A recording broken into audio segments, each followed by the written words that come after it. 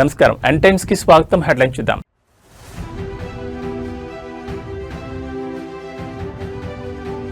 శాసన మండలిలో కొత్త శకం ఆధునీకరించిన మండలిని ప్రారంభించిన సీఎం రేవంత్ రెడ్డి.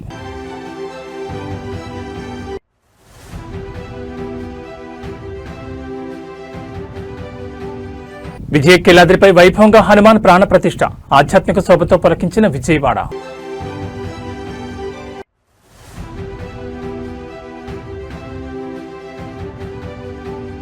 పశ్చిమాసియాలో యుద్ధ జ్వాలలు, 9వ రోజుకు చేరిన ఆపరేషన్ ఎపిక్ ఫ్యూరీ.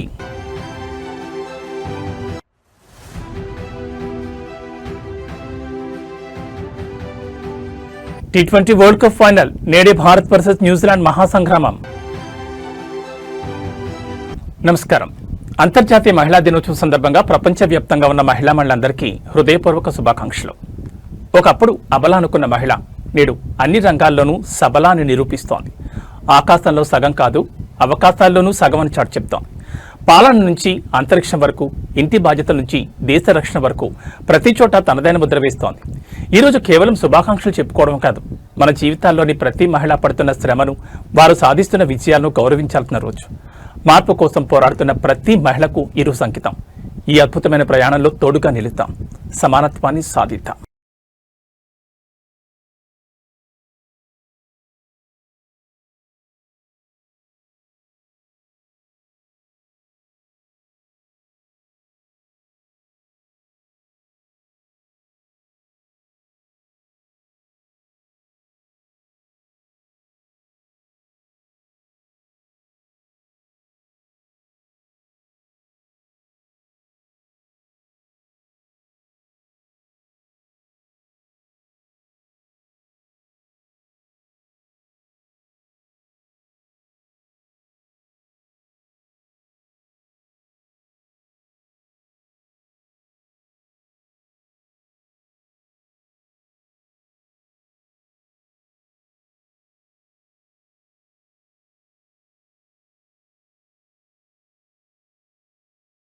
ఇక డీటెయిల్స్ చూస్తే తెలంగాణ అసెంబ్లీ ప్రాంగణంలో ఆధునీకరించిన శాసన మండలిని తెలంగాణ ముఖ్యమంత్రి రేవంత్ రెడ్డి ప్రారంభించారు.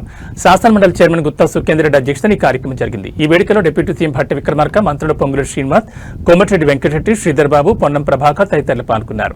శాసన మండలిని అత్యాధునిక హంగులతో పునర్నిర్మించగా మేళతాళాల మధ్య సీఎం రేవంత్ శిలాఫలకాన్ని ఆవిష్కరించి ప్రారంభించారు. అనంతరం మండలిలో పూజా కార్యక్రమం నిర్వహించారు. మండలి చైర్మన్ మంత్రులతో కలిసి మండలిలో కూర్చుని కొద్దిసేపు ముచ్చటించారు. వారసత్వ సంపదకు చిహ్నమైన తెలంగాణ పాత అసెంబ్లీ హాల్ను కొత్త హంగులతో ముస్తాబు చేశారు. అంతర్జాతీయ మహిళా దినోత్సవం సందర్భంగా రాష్ట్ర మహిళలందరికీ సీఎం రేవంత్ రెడ్డి ఎక్స్ వేదికగా శుభాకాంక్షలు తెలిపారు. మహిళలు కుటుంబానికి ఆధారం, సమాజానికి స్ఫూర్తి అని పేర్కొన్నారు. అలాగే మహిళల శక్తి, సహనం, ప్రేమ, త్యాగం అపూర్వమైనవని కితాబిచ్చారు. ఆడబిడ్డల కోసం అనేక సంక్షేమ అభివృద్ధి కార్యక్రమాలను అమలు చేస్తున్నామని సీఎం తెలిపారు. సచివాలయం నడిబొడ్డున కొలువైన తెలంగాణ తల్లి నుంచి పల్లెపల్లెల్లో ఉన్న అవ్వలు, అక్కలు, చెల్లెళ్లు, ఆడబిడ్డలంతా ప్రజాపాలనలో ఆత్మగౌరవ ప్రతీకలేనని పేర్కొన్నారు.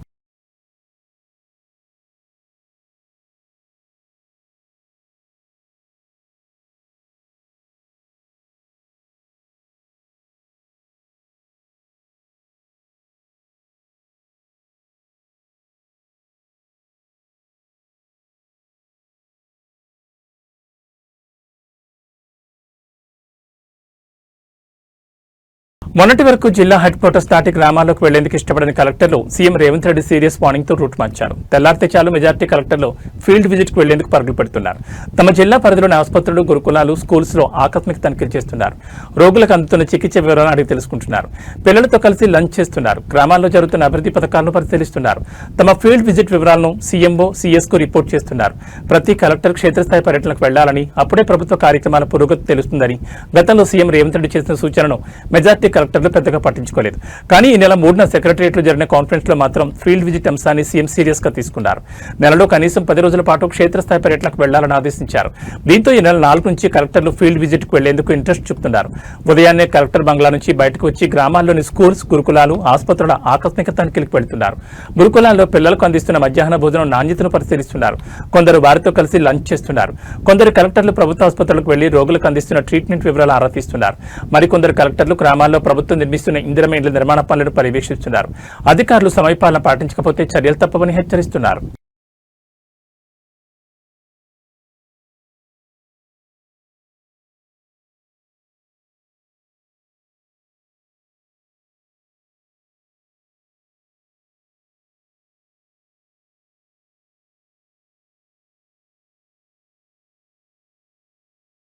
ఆంధ్రప్రదేశ్లోని విజయవాడలో ఉన్న విజయకేలాద్రిపై హనుమాన్ ప్రాణప్రతిష్ఠ మహోత్సవం ఘనంగా జరుగుతోంది.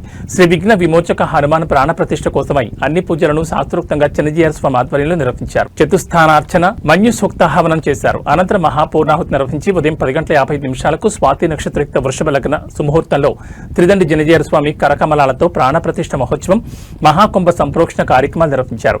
అనంతరం ప్రథమారాధన, తీర్థప్రసాద గోష్ఠి, విశేష తదియారాధన కార్యక్రమాలు చేపట్టారు. ప్రాణప్రతిష్ఠ మహోత్సవం తిలకించేందుకు భారీ సంఖ్యలో భక్తులు విజయకేలాద్రికి చేరుకున్నారు. ఆ హనుమంతుడి దివ్య రూపాన్ని చూసి భక్తులు తన్మయత్వం చెందారు.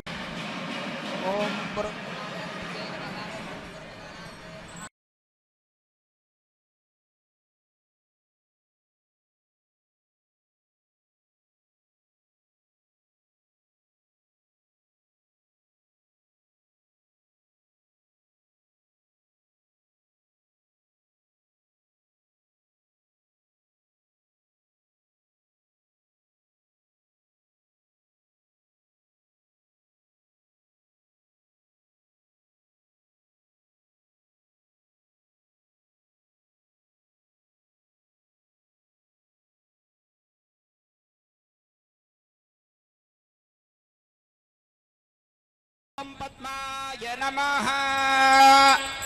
चतुरुपचारैरभ्यर्चयेत् दिव्यश्रीचरणं समर्पयामि, पुष्पैः पूजयामि, धूपमाघ्रापयामि, दीपं सन्दर्शयामि, पुष्पाञ्जलो योगपीठं ध्यात्वा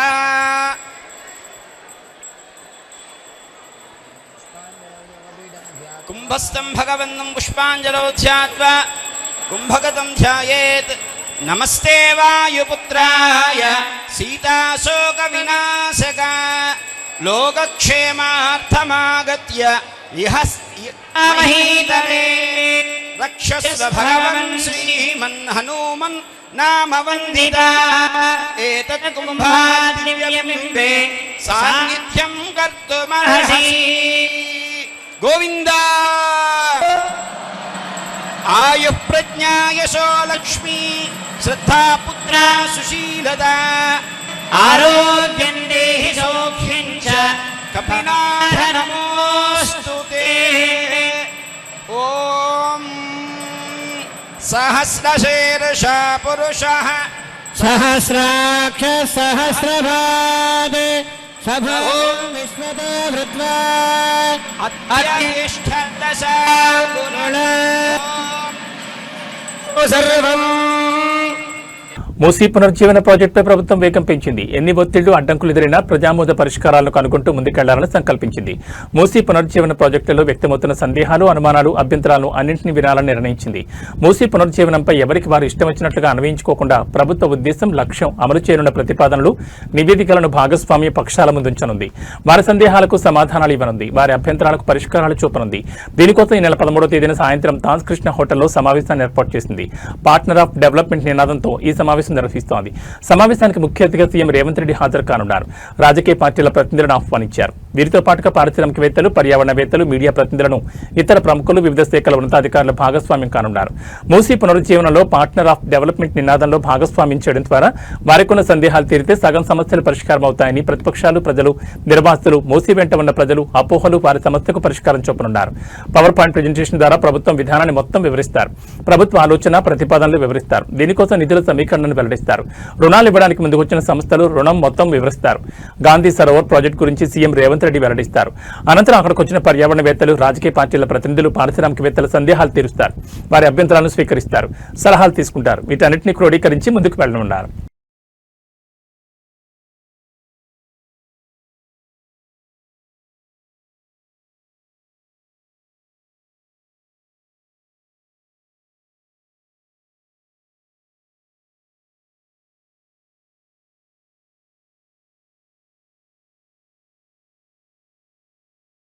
సింగపూర్ నుండి శంషాబాద్ వస్తున్న సింగపూర్ ఎయిర్లైన్స్ విమానానికి బాంబు బెదిరింపు ఈమెయిల్ వచ్చింది. దీంతో విమానాశ్రయ అధికారులు అప్రమత్తమయ్యారు. విమానం ల్యాండ్ అయిన వెంటనే భద్రతా సిబ్బంది దాన్ని ఐసోలేషన్ బేకి తరలించారు. ప్రస్తుతం బాంబు నిర్వీర్య బృందం విమానంలో పూర్తిస్థాయి తనిఖీలు నిర్వహిస్తోంది.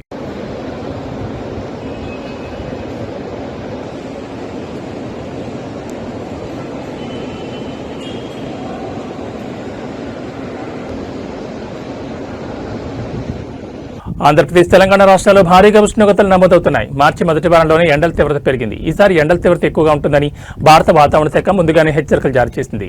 గరిష్ట ఉష్ణోగ్రతలు నమోదవుతాయని, ఎలినినో ప్రభావంతో దేశం మొత్తం ఉడికిపోతుందని వాతావరణ శాఖ అధికారులు పేర్కొన్నారు.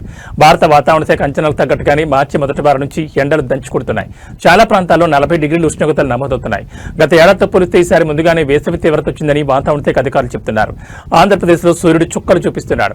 పగటి వేళ ఉష్ణోగ్రతలు గరిష్టంగా నమోదవుతున్నాయి. ఇప్పటికీ కొన్ని చోట్ల 48 డిగ్రీల ఉష్ణోగ్రతలు నమోదవుతున్నాయి. సాధారణం కంటే 3 నుంచి 4 డిగ్రీల అధికంగా ఉష్ణోగ్రతలు నమోదవుతున్నాయి. అత్యధికంగా కడప, అనంతపురం, నంద్యాల, కర్నూలు, ప్రకాశం, శ్రీకాకుళం జిల్లాలో అత్యధిక ఉష్ణోగ్రతలు నమోదవుతున్నాయని అమరావతి వాతావరణ శాఖ అధికారులు తెలిపారు.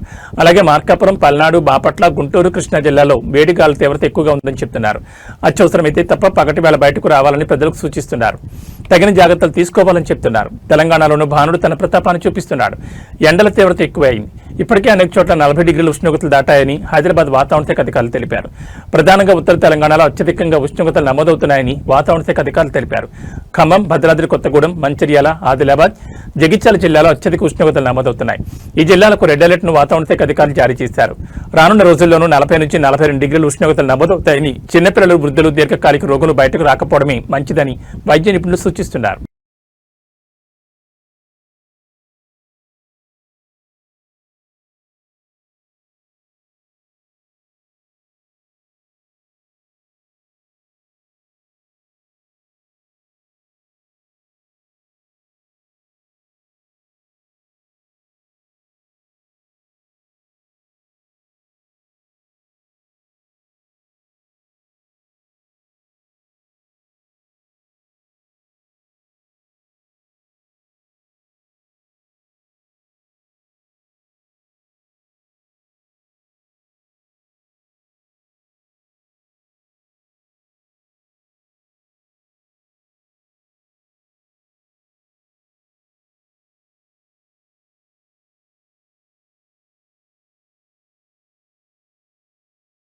ఇరాన్, ఇజ్రాయెల్, అమెరికా మధ్య యుద్ధం జరుగుతున్న సంగతి తెలిసిందే. యుద్ధం నేపథ్యంలో చాలా మంది ప్రాణాలు కోల్పోతున్నారు. అయితే ఇరాన్ పై ఇజ్రాయెల్ దాడి చేస్తుంటే ఇరాన్ మాత్రం చాలా భిన్నంగా ముందుకు వెళ్తోంది.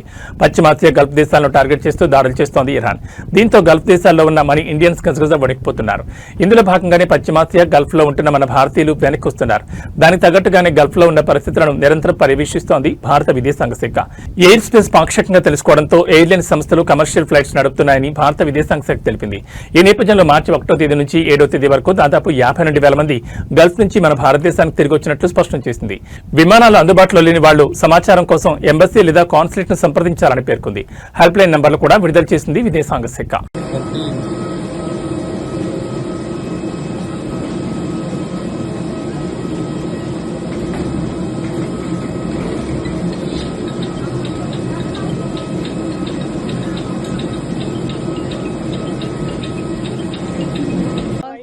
सब अवेलेबल है तो हम लोग को स्टे मिल गया था but we have to bear the cost.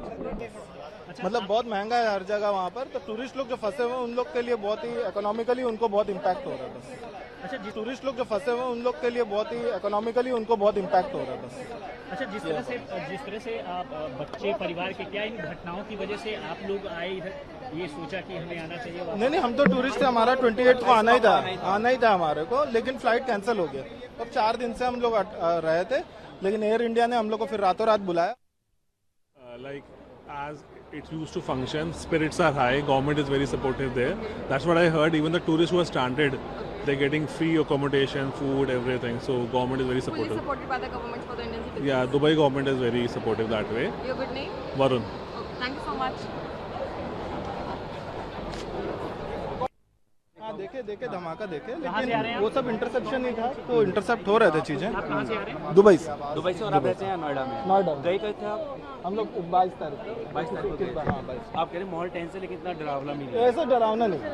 Dubai में नहीं गए. इस फ्लाइट में कितने लोग और आपके साथ में? हम लोग करीब 150 मतलब 160 प्लस आए लोग. పశ్చిమాసియాలో యుద్ధ జ్వాలలు మరింత భీకరంగా మారాయి. ఇరాన్ అస్తిత్వాన్ని సవాలు చేస్తూ అమెరికా, ఇజ్రాయెల్ దేశాలు చేపట్టిన సంయుక్త సైనిక చర్య ఆపరేషన్ ఎపిక్ ఫ్యూరీ నేడు 9వ రోజుకు చేరుకుంది. టెహ్రాన్ ఆకాశం బాంబుల మోతతో దద్దరిల్లుతోంది. ఇన్నాళ్లు కేవలం సైనిక స్థావరాలు, క్షిపణి కేంద్రాలే లక్ష్యంగా సాగిన ఈ దాడులు ఇప్పుడు ఇరాన్ ఆర్థిక వెన్నెముకను విరిచే దిశగా మళ్లాయి. 9వ రోజు దాడుల్లో అమెరికా ప్రెసిడెంట్ ట్రంప్ ఆదేశాల మేరకు అమెరికన్ B-2 బాంబర్లు ఇజ్రాయెల్ F-35 యుద్ధ విమానాలు ఇరాన్లోని ప్రధాన చమురు డిపోలు మరియు రిఫైనరీలను లక్ష్యంగా చేసుకున్నాయి. టెహ్రాన్ సమీపంలోని కీలక చమురు నిల్వ కేంద్రాలపై బాంబుల వర్షం కురవడంతో కిలోమీటర్ల మేర ఆకాశంలో నల్లటి పొగ అలుముకుంది. కేవలం టెహ్రాన్ మాత్రమే కాదు, ఇస్ఫహాన్, కరాద్, కెర్మాన్షా వంటి నగరాల్లోని క్షిపణి తయారీ కేంద్రాలు, కమాండ్ కంట్రోల్ రూమ్లు ఇప్పటికే ధ్వంసమయ్యాయి. ఇరాన్ అగ్రనేత అయతొల్లా అలీ ఖమేనీ మరణించినట్లు వస్తున్న వార్తల నేపథ్యంలో దేశంలో గందరగోళం నెలకొంది. ఇటు ఇరాన్ కూడా వెనక్కి తగ్గడం లేదు. ఆపరేషన్ ట్రూ ప్రామిస్ 4 పేరుతో ఇజ్రాయెల్ నగరాలపై, గల్ఫ్ దేశాల్లోని అమెరికా స్థావరాలపై డ్రోన్ల ద్వారా ఎదురుదాడి చేస్తోంది.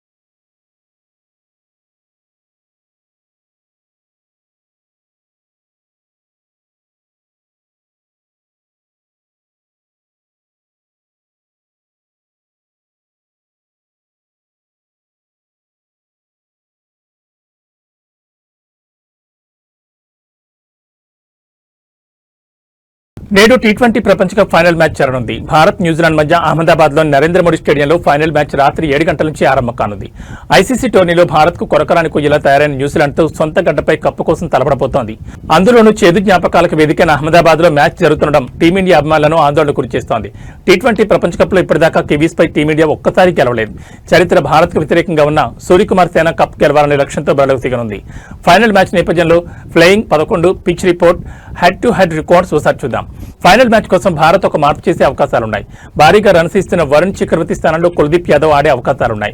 వరుసగా విఫలమవుతున్న ఓపెనర్ అభిషేక్ శర్మను తప్పిస్తారని వార్తలు వినిపిస్తున్నా మరో అవకాశం ఇవ్వనున్నట్టు తెలుస్తోంది.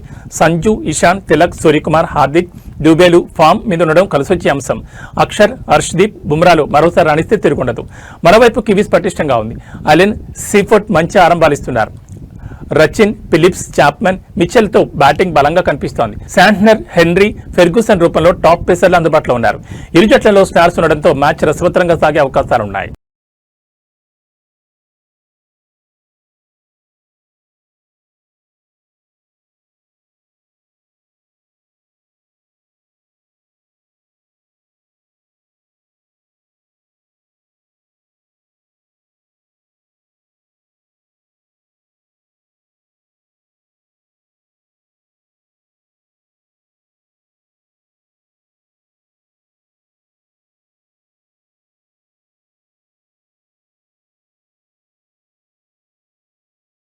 T20 WCలో భాగంగా ఇవాళ న్యూజిలాండ్తో టీమిండియా తలపనున్న విషయం తెలిసిందే. ఈ నేపథ్యంలో భారత జట్టు గెలవాలని దేశవ్యాప్తంగా పూజలు జరుగుతున్నాయి. అయోధ్యలో భారత ప్లేయర్ల ఫోటోలతో సాధువులు ప్రత్యేక పూజలు చేశారు. వారణాసి, కాన్పూర్లో హోమాలు నిర్వహించారు. మధురైలోని శ్రీ మహాపెరియవ ఆలయంలోనూ అభిషేకం చేసి దీపాలు వెలిగించారు.